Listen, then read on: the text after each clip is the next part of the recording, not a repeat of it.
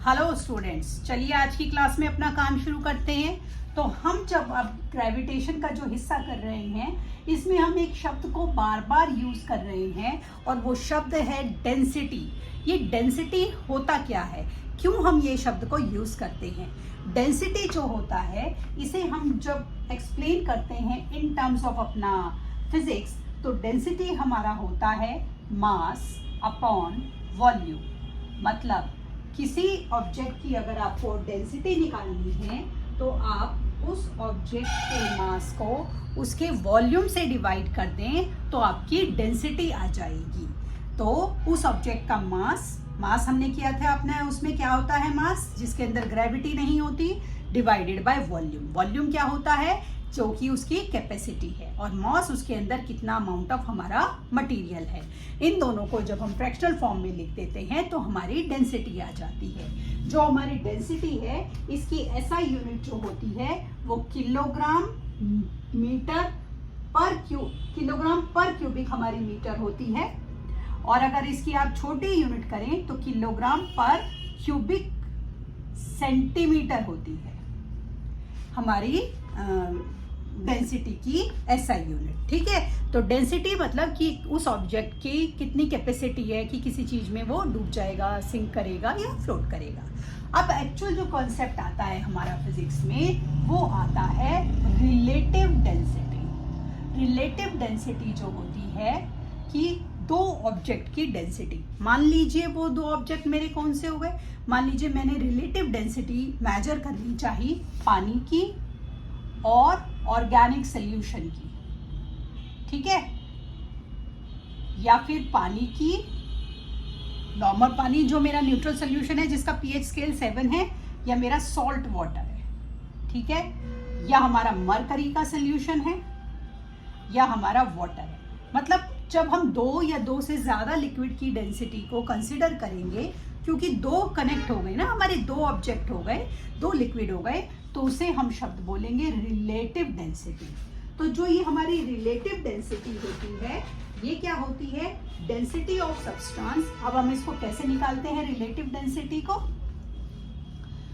जो भी हमारा सब्सटेंस है, जो भी, ठीक है, तो हमारा सब्सटेंस उसको आप ऊपर रखेंगे और डेंसिटी ऑफ वाटर उसको आप नीचे रखेंगे। विद रिस्पेक्ट टू वाटर हमने उसकी रिलेटिव डेंसिटी निकालनी, क्योंकि दो ऑब्जेक्ट की हमारा वो है डेंसिटी, सब्सटेंस की भी डेंसिटी निकालनी है आपको, ठीक है, डेंसिटी। क्योंकि दो ऑब्जेक्ट की डेंसिटी है तो इनकी एसआई यूनिट आपस में कैंसिल हो जाती है, तो रिलेटिव डेंसिटी जो होती है इसकी कोई एसआई यूनिट नहीं होती है। ये आपको ध्यान रखना है, क्योंकि ये दोनों की एसआई यूनिट आपस में कैंसिल हो जाएगी जब हम रिलेटिव डेंसिटी निकालेंगे। तो आज हमने अपने ग्रेविटेशन के इस हिस्से में ना सारा थ्योरी पार्ट कर लिया। अब हम अपना न्यूमेरिकल करते हैं कि जो हमने ये इतने सारे कंसेप्ट समझे, बुओयंसी, डेंसिटी, मास, वॉल्यूम, वेट, इसे हम न्यूमेरिकल्स में कैसे लगाएंगे। ठीक है, तो चलिए अपने न्यूमेरिकल्स के क्वेश्चन शुरू करते हैं और देखते हैं हमारे क्वेश्चंस में क्या क्या दिया गया है। तो देखिए, हमारा पहला क्वेश्चन ये है कि the density of gold, density of gold जो है वो आपकी दी गई है 19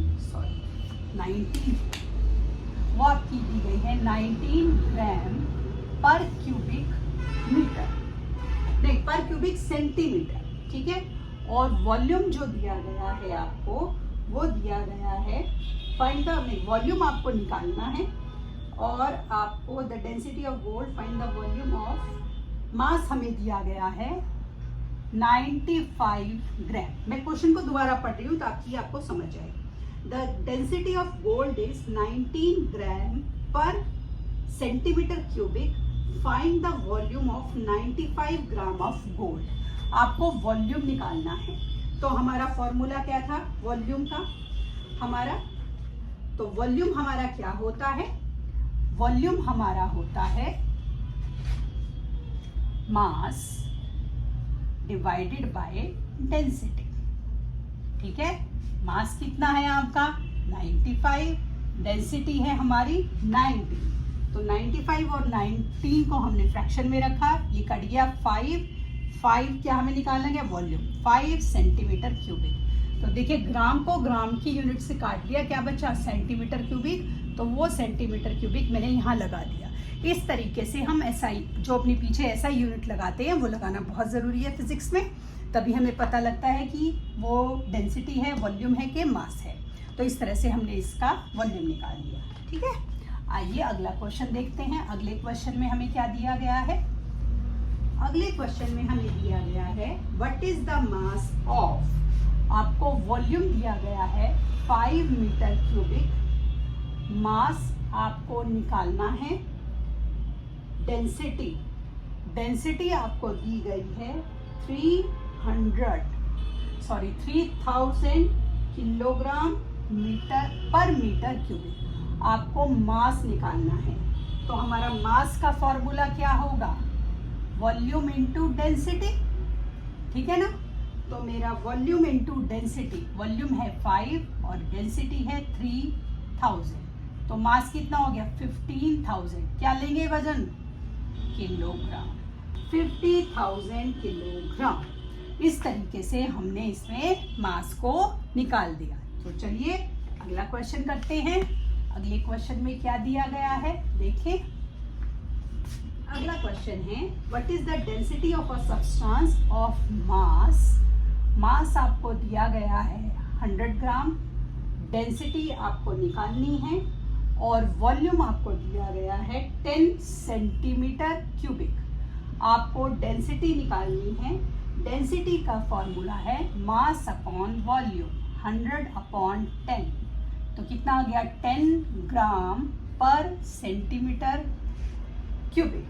ये इस तरीके से हमारा डेंसिटी आ गया, ठीक है। अब एक क्वेश्चन इसमें हमसे पूछा गया है कि why does a block of wood held under water rises to the surface when it's released, मतलब एक ब्लॉक ऑफ वुड था, जब तक आपने उसको दबा कर रखा हुआ था वो पानी में दबा हुआ था, द मोमेंट आपने एक्सटर्नल फोर्स को रिलीज किया वो पानी के ऊपर क्यों आ गया। तो आप इसका क्या जवाब देंगे, वो पानी के ऊपर क्यों आ गया, as the density of wood is less than the density of water, क्योंकि वुड की डेंसिटी पानी की डेंसिटी से कम है, इसलिए वुड जो कॉर्क है या वुड का वो हमारा जो ब्लॉक है, the block of would will float in water, ठीक है। आइए अगला न्यूमेरिकल करते हैं, देखते हैं हमारा क्या दिया गया है अगला क्वेश्चन। अगले क्वेश्चन में हमें दिया गया है, हमारा क्वेश्चन है क्वेश्चन नंबर हमारा है a pressure of 10 pascal, pressure दिया गया है आपको 10 पास्कल का, act on an area of 3 metre square, 3 metre square के एरिया में वो एक्ट कर रहा है। What is the force acting on the area, पहले हमें ये निकालना है। What force will be exerted by the application of same pressure if the area is made 1/3, आपको फोर्स निकालना है। तो फोर्स का फॉर्मूला हमारा क्या होता है, वो होता है प्रेशर, P कैपिटल आता है इसमें, प्रेशर इनटू एरिया, ठीक है।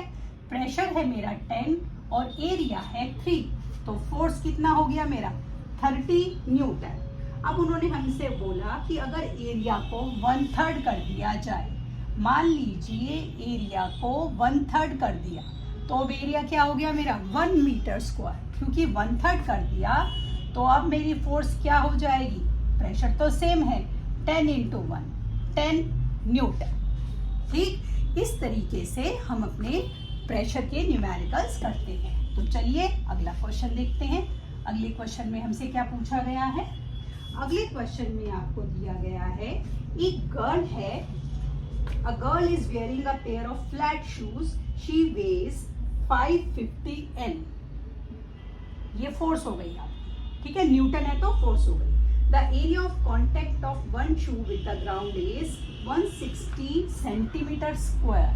एरिया कितना है 160 centimetre square. What pressure will be exerted by the girl on the ground?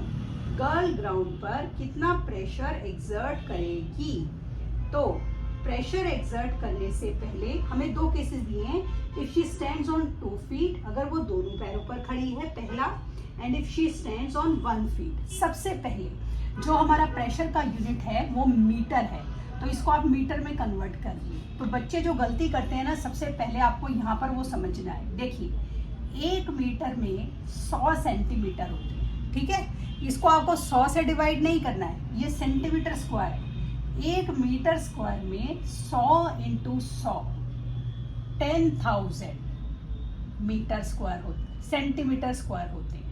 तो जब मैं इसको सेंटीमीटर को मीटर में करूंगी तो 160 को 1 2 3 4 डिजिट से मैंने डिवाइड करा, ठीक है।